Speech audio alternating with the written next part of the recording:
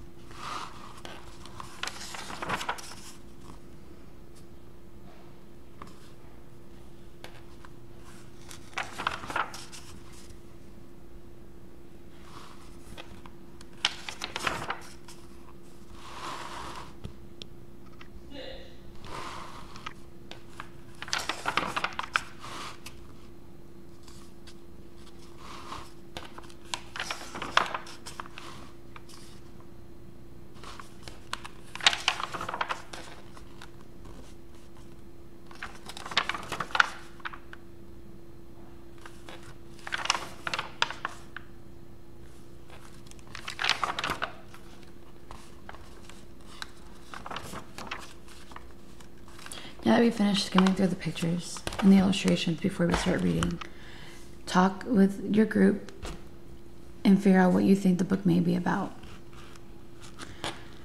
Now let's get into it. The Magic School Bus in the Arctic. Written by Joanna Cole and illustrated by Bruce Deegan. Miss Frizzle is the weirdest teacher in the school. Strange things always seem to happen in her class, but it had gotten to be so cold outside, not even Miss Frizzle could do anything too unusual, or so we thought.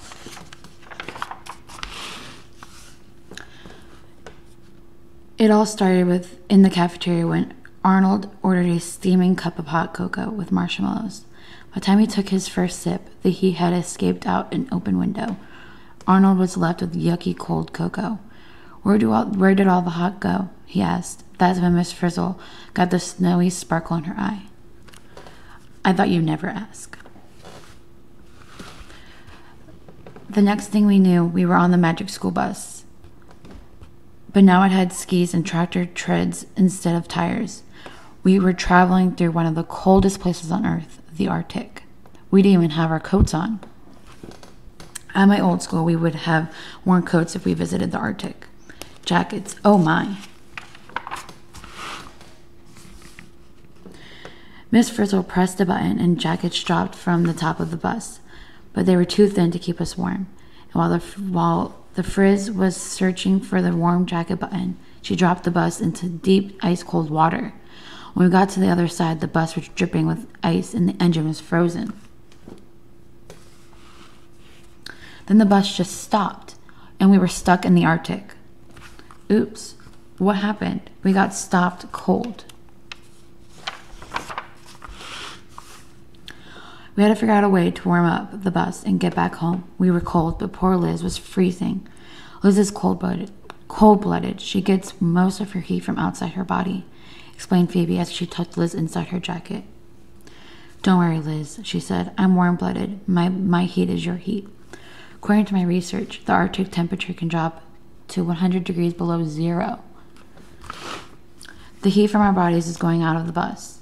The heat from my cocoa must have gone out the window the same way. Just then, Wanda pulled out an old wooden trunk from under a seat. Inside, we found a bunch of goggles. Miss Frizzle said they were heat peppers. It was amazing. When we put them on, we could actually see heat moving out of our bodies. Moving heat must mean losing heat, said Phoebe. We could see the heat escaping right out of the top of the bus.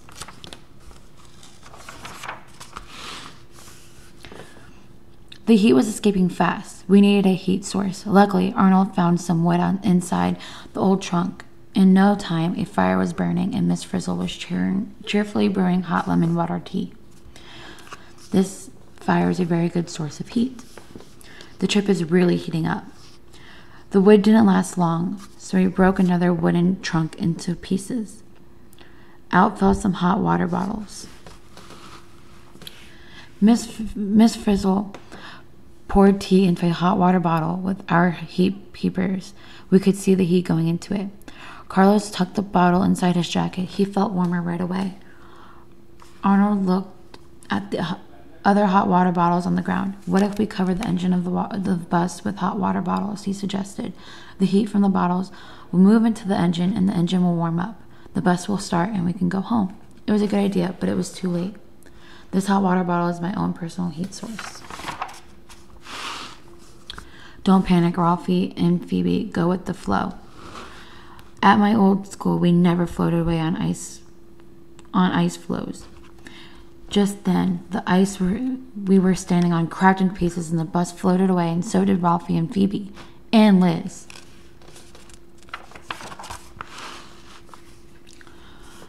We had to save Ralphie and Phoebe, but we were freezing. Look, said Carlos, the heat from my water bottle is almost gone. We have to find something else to keep ourselves warm, Arnold said. He looked at Dorothy Ann's book. We could use that. Arnold started to rip out pages from the book and stuff them inside his jacket. I hate to hurt a book, but this is an emergency. Putting this paper between us and the cold air might keep the heat from escaping. Trying to hold in the heat. Very good, Arnold. You're having an insulation inspiration. Now, you may not know what insulation means, so this is a good time to pause and figure out what that could mean. Talk amongst your classmates, amongst your friends, and come up with the definition that you think insulation means. Okay. The paper did slow down the loss of heat a little bit. Miss Frizzle said the paper was acting like insulation. It was holding in the heat. We still needed a better heat source if we were going to save the bus and get home. There's a fur coat and a heat source due north of here, said the Frizz. Follow me. Miss Frizzle was right. The heat source was warm, furry, and smelled like fish. Suddenly we got it. There was no ordinary heat source. That was a polar bear. Run, said Carlos. Hide, said Tim. Oh, bad, oh, bad, oh, bad, said Keisha. Miss Frizzle came to the rescue. She wiped out the porta shrinker and zap. We were as small as a bee's knees. We rolled into the bear's fur. Where did they go? I think they've been frizzled.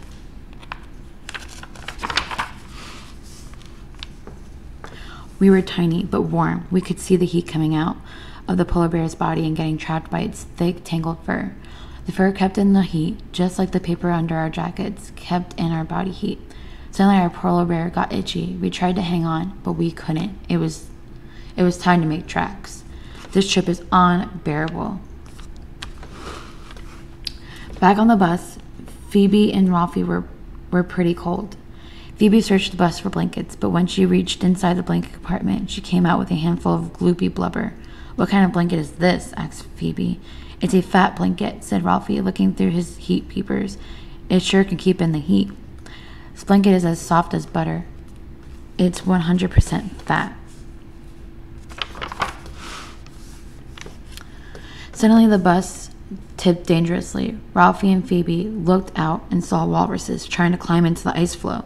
Is it just me, or are these walruses floating in freezing cold water without losing much body heat? Phoebe asked, and they don't have thick fur like polar bears. I'll bet all that blubber in their bodies trap their heat, just like the fat on your hand, Ralphie said. If it's good enough for a walrus, it's good enough for us, said Phoebe. Then she and Ralphie covered themselves from head to toe in gloopy fat. Look, I'm as warm as a walrus. But Phoebe and Ralphie weren't out of cold water yet. Their ice floe was breaking apart and we couldn't reach them. We have to save them, said Keisha. But we won't last in the icy water, said Dorothy Ann. Never fear, said the Frizz. Where there's a Liz, there's a way. She gave a whistle and then called out, hit it, Liz. Uh-oh, I think the Frizz has an idea. Liz ran into the bus, pulled a lever on the dashboard. Suddenly, the roof of the bus opened and something came flying across the water right at us. We've been slimed. Actually, we've been blubbered. Good work, Liz. We swam for the bus. We felt warm in our blubber suits. We were glad to be back together, but we still had to find a way to warm up the bus so we can get back home. We tried exercising. The heat escaping from our bodies melted the fat and warmed up the bus for a while. Then the heat escaped out the top of the bus. We need something to trap the heat and keep it inside, Arnold said. The heat is getting away. We need an inspiration. You mean there's air in the snow? Yes, tiny air pockets are what makes snow light and fluffy. Luckily, the bus had special igloo building equipment. As we built an igloo around the bus to trap escaping heat, Miss Frizzle explained that the snow on the igloo can trap heat because snow is filled with tiny air pockets. The heat moves into these air pockets and gets blocked. As soon as our igloo was built, we went into exercising. It was a big workout. The heat from our bodies was kept inside the igloo, so the bus started to warm up. Before you could say jumping jack, the engine was ready to go, and we put the blubber to the road. Our bodies make heat, and the air holds it in, so that's why they call it aerobic exercise. We've been saved by the bus. Look again. We've been saved by the bus copter. We were just in time. Miss Frizzle turned the bus into a helicopter, got us out of there just before the ice broke into tiny pieces. Back at home, Arnold ordered another nice mug of hot chocolate, but this time he wasn't going to let the heat escape. He wrapped up his drink in a homemade, double-layered, zipper-lidded, quilted cocoa cozy. Well, as Miss Frizzle always says, the inspiration of installation. I see Arnold's got another hot drink. This time it's going to stay hot.